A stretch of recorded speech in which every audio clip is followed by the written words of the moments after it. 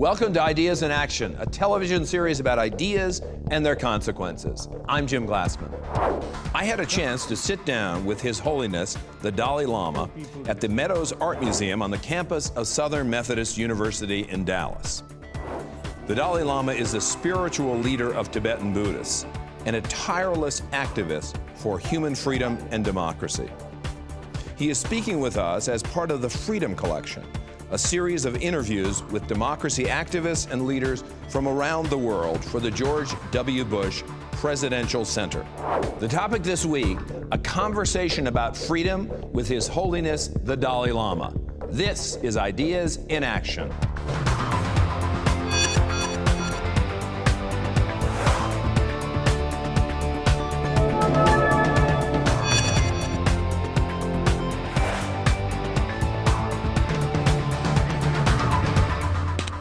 Funding for Ideas in Action is provided by Investors Business Daily.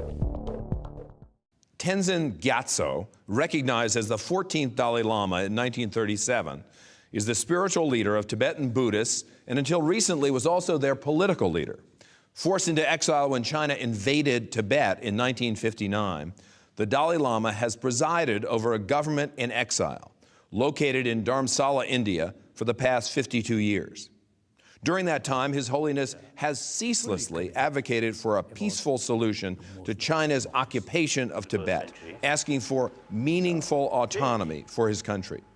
In the meantime, he has established a democratic government for the Tibetans in exile and has written numerous books about Buddhism and the art of happiness. He serves as a living symbol of the quest for political and religious freedom, not only among his own people, but among those who suffer oppression around the world. Welcome, Your Holiness. Your Holiness, you were forced into exile in 1959, and you established a government in Dharamsala, India, a government in exile. And you chose to make that government democratic, even though Tibet had a history of theocracy. Why did you decide on a democracy? 1956, I came to India on one Buddhist celebration. I invited by Indian government, so I went there.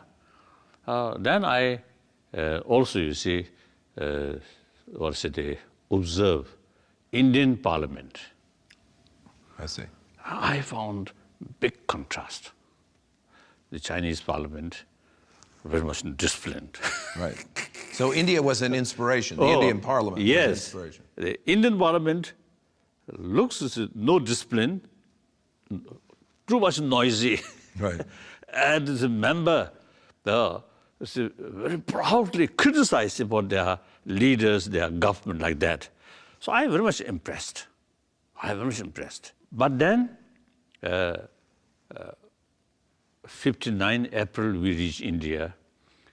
We already, then at once we start sort of some change. Not like previous sort of system, but more sort of divisions among the sort of cabinet ministers like that.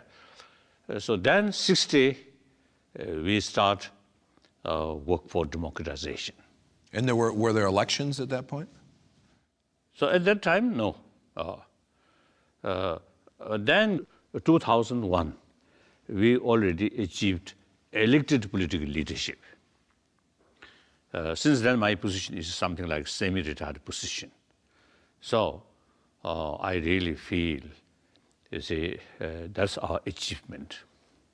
Now fully a democratic sort of system like that. But you put democracy into a process, a gradual process, starting in 1959 or in the early 1960s. Yes, that's right. Now you have made a decision. You're the religious leader of Tibetan Buddhists, and you were the head of state, and you decided that you would step down from all of your political positions. What was the response to that? That is sort of the part of the process of democratization. I always have this sort of strong sort of view. The political institution and religious institution must be separate. But some of the Tibetans were unhappy about this. Correct? Oh, that's right. That's right. But this is, I think, due to lack of knowledge about the sort of global level sort of picture, and also is our own sort of the situation. I still there. So in case this is some sort of highly necessary, my involvement, I'm there. You're still there. Oh, but in sooner or later, there will be a day without a Dalai Lama, actually. So that sooner or later will come. So the people must prepare. So much better while I alive. And you will have a successor as a spiritual leader. As a spiritual leader, you expect to have a successor. Oh, now that is since the 79. I made very clear, formally and officially to Tibetan people, that the very institution of Dalai Lama should continue or not up to Tibetan people, firstly. Then in case majority of Tibetan people and also some other concerns of the people about Dalai Lama institution, then if they want to keep this institution, then it will remain. Then the question of successor, whether we should follow our traditional way or new way. I'm wondering, first, what is your reaction to what is happening in the Middle East, where you see uprisings against autocratic rulers? I think firstly, the rule by kings or religious leaders, that now already outdated. Even like British, Japan, the royal still remain, but just a symbolic. But otherwise, these are now just past of history. Then these leaders, I think initially, maybe some, you see, they, with support of the people, like most of these revolutionary movement, without the people's support, you see, they will not success. So the people support there, originally. But then once, I think like the Chinese communist, and also I think to some extent, I think the Lenin, Bolshevik sort of revolution. Initially, I think poorer section of the people really support the early period of the revolution. I think like any other, I think very pure. And people support also there. Then, unfortunately, those individuals who are lacking moral principle, self-discipline, and once you get power, then power corrupted themselves. Then eventually, their original sort of idea is serving to people. Then eventually, due to power, they love to see control power, control people. Is that inevitable, do you think? That they would become corrupted? Oh, yes, I think, yes. And sometimes, see, it's quite sort of, I say, natural. Those people who lead a certain movement, they have self-confidence and determination. But sometimes, eventually, self-confidence over self-confidence. Over self-confidence, right. Then, you see, they're very sensitive about the criticism towards them. I always is telling people, even the world level, world belongs to people. The world belongs to nearly 7 billion human beings, not kings or religious leaders like that, or different parties. Right. Like United States belongs to American people, like China or Egypt belongs to the people, not few ruling families or individuals. So therefore, then they, in order to sort of carry the responsibility about your own country by the people, then the best system is through election, elected leadership.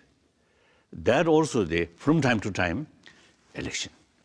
That's, I think, best way to rule the country by the people, for the people. So democratic system is the best. So you are supportive of what is happening in the Middle East now. You think that's a good thing? Oh yes, that's quite natural. Yeah. Now important, I want to share. Now they must carry sense of responsibility or commitment and build the nation.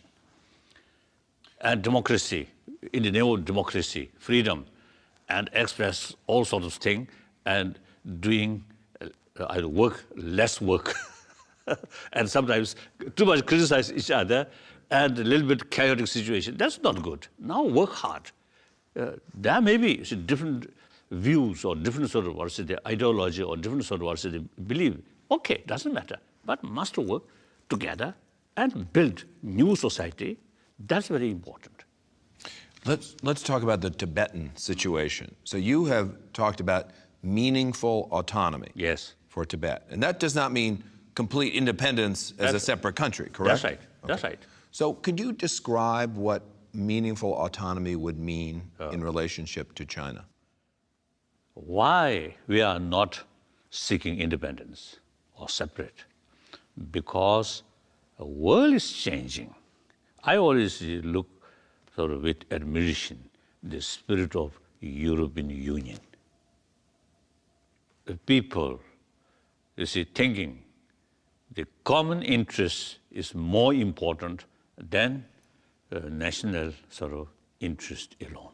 So with Tibet also, no matter what past history, now Tibet materially backward. Every Tibetan want to modernize. I frankly speaking, quite a bit is a Tibetan illegally immigrated to United States. Why? They come to America not seeking spirituality, but seeking money. Right. So Tibetans also want richness, rich. And therefore, say, in order to material development, we remain within the People's Republic of China. We get greater benefit.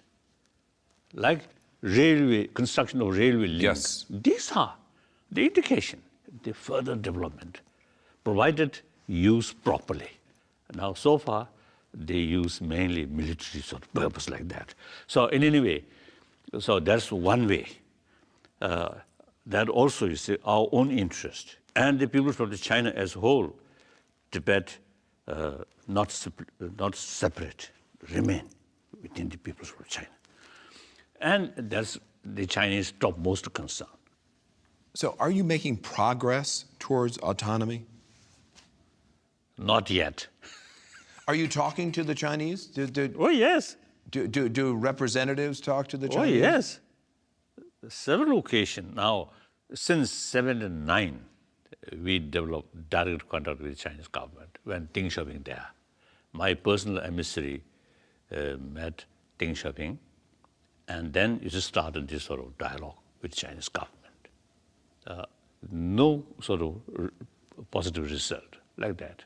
And meanwhile, inside Tibet, things becoming worse and worse. I wanted to ask you about that. So what are the conditions like inside Tibet? Now Chinese military personnel much increase, and the security personnel also much increase, one side. So rule of fear, rule of terror there. And then meantime, about, I think, more than 10 years ago, one Chinese party secretary of the autonomous region of Tibet, you see, people they knows he is a type of hardliner. So after he came at one party meeting, he actually mentioned ultimate source of threat, Tibet being separate from mainland China, is Tibetan Buddhist faith. So accordingly, since then, they're stepping up, control sort of education.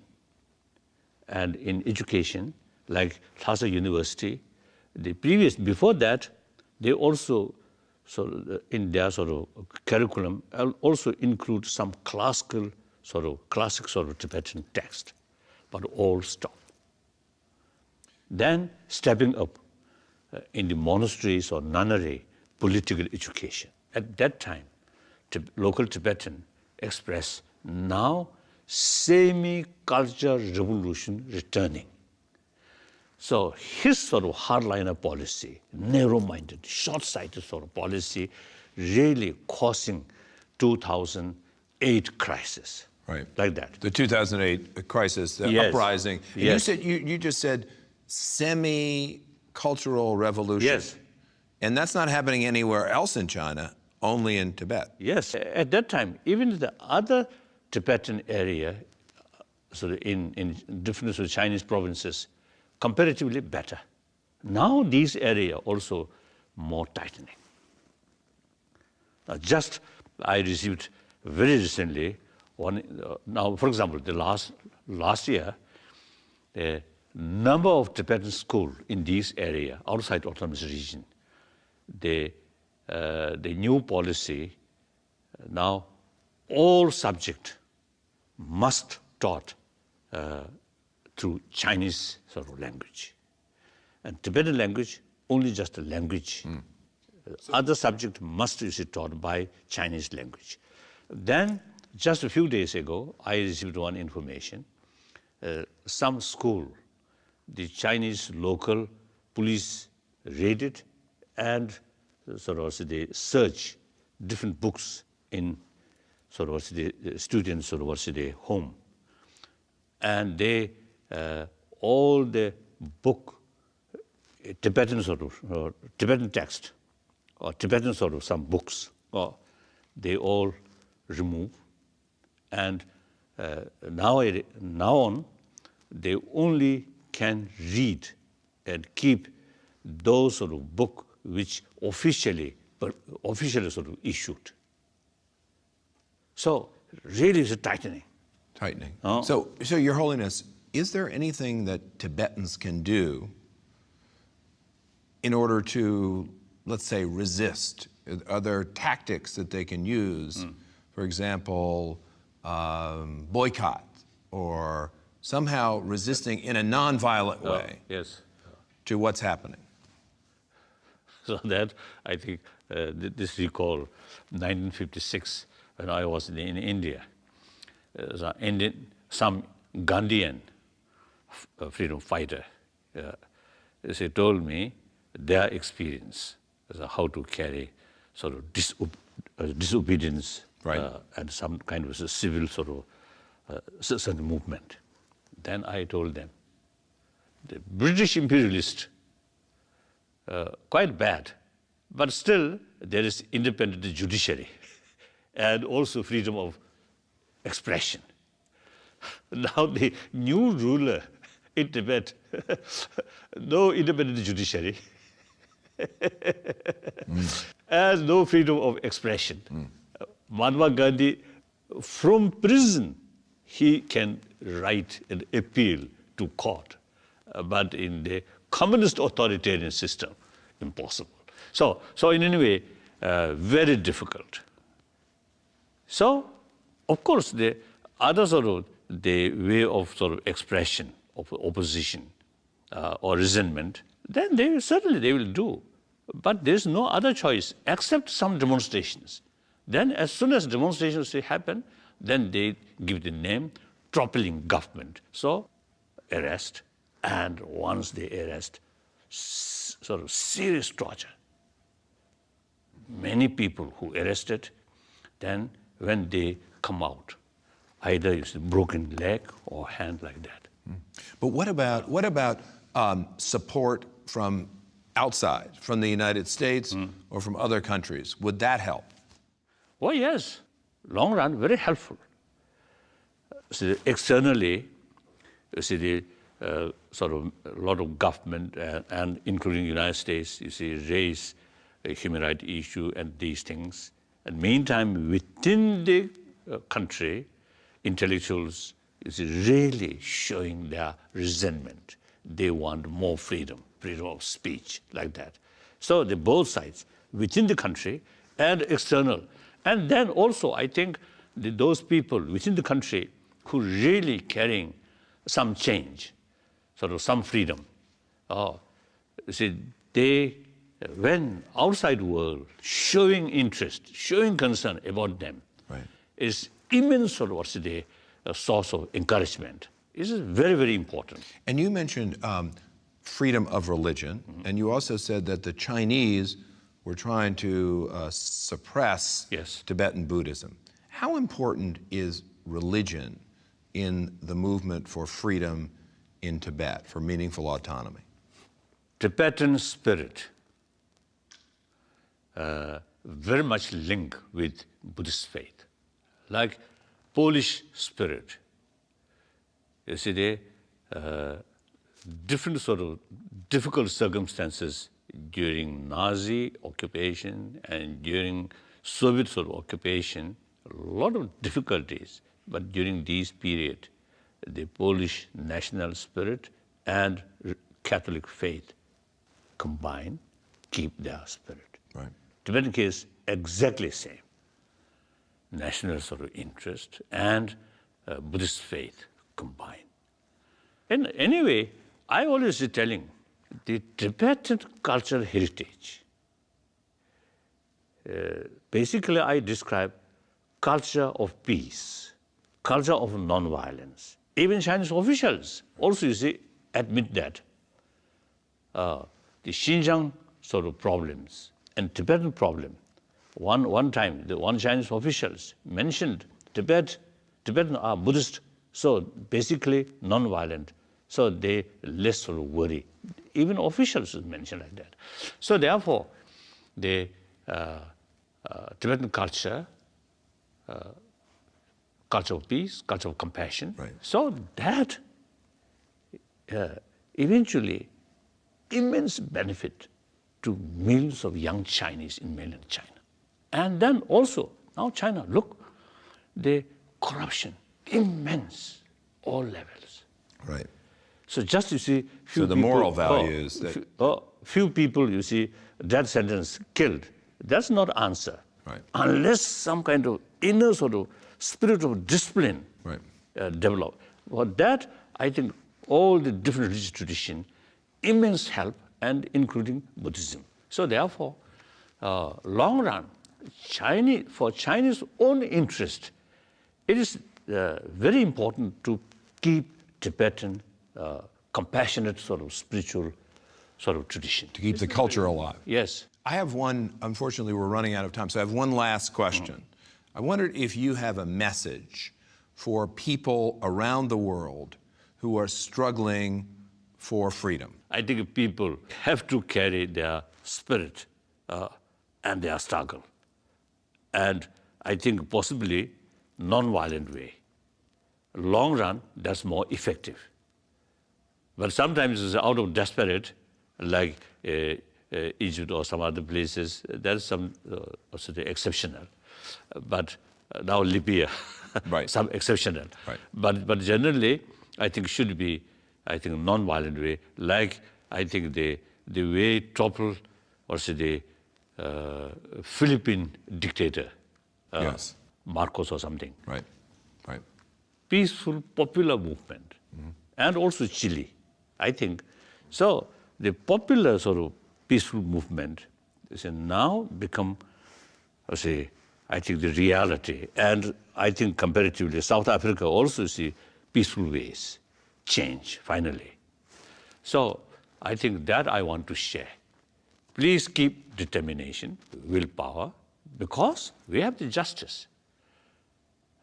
In my lifelong experience or observation, ultimately, truth always remains stronger than power of force or power of gun. Very clear. The gun, temporarily very powerful. Everybody loves one's own life. So when gun shows, you see, they out of fear, you see, little discipline there. But that's a temporary method. I think world history shows that. So therefore, the struggle for freedom, democracy is really, right, reasonable, and everybody has the right to be free. Thank you. That's an excellent place to end. Thank you very, very much, Your Holiness, for joining us. Thank you. And that's it for this week's Ideas in Action. I'm Jim Glassman. We'll see you next time. Keep in mind that you can watch Ideas in Action whenever and wherever you want. To watch highlights or complete programs, just go to ideasinactiontv.com or download a podcast from the iTunes Store. Ideas in Action, because ideas have consequences.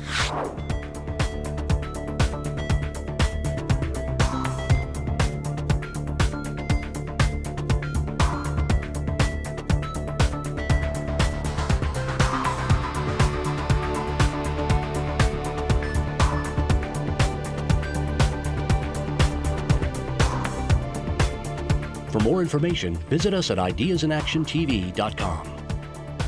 Funding for Ideas in Action is provided by Investors Business Daily. Every stock market cycle is led by America's never-ending stream of innovative new companies and inventions. Investors Business Daily helps investors find these new leaders as they emerge. More information is available at investors.com.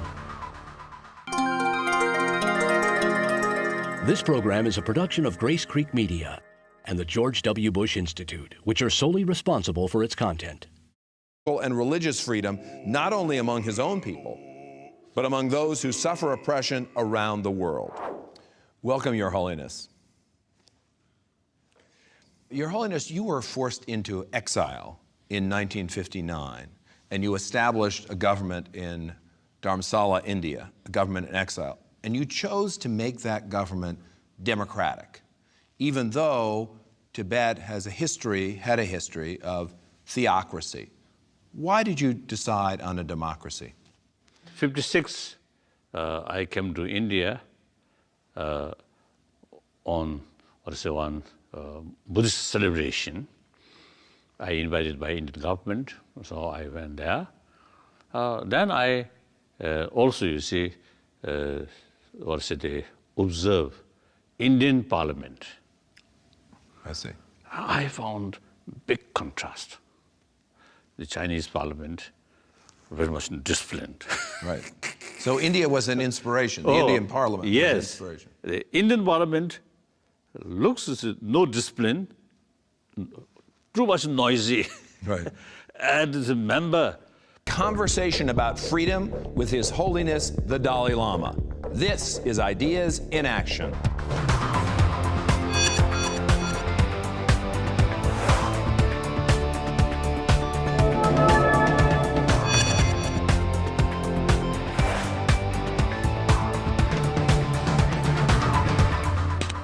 Funding for Ideas in Action is provided by Investors Business Daily. Tenzin Gyatso, recognized as the 14th Dalai Lama in 1937, is the spiritual leader of Tibetan Buddhists and until recently was also... Welcome to Ideas in Action, a television series about ideas and their consequences. I'm Jim Glassman. I had a chance to sit down with His Holiness the Dalai Lama at the Meadows Art Museum on the campus of Southern Methodist University in Dallas. The Dalai Lama is the spiritual leader of Tibetan Buddhists and a tireless activist for human freedom and democracy. He is speaking with us as part of the Freedom Collection, a series of interviews with democracy activists and leaders from around the world for the George W. Bush Presidential Center. The topic this week, their political leader. Forced into exile when China invaded Tibet in 1959, the Dalai Lama has presided over a government in exile, located in Dharamsala, India, for the past 52 years. During that time, His Holiness has ceaselessly advocated for a peaceful solution to China's occupation of Tibet, asking for meaningful autonomy for his country.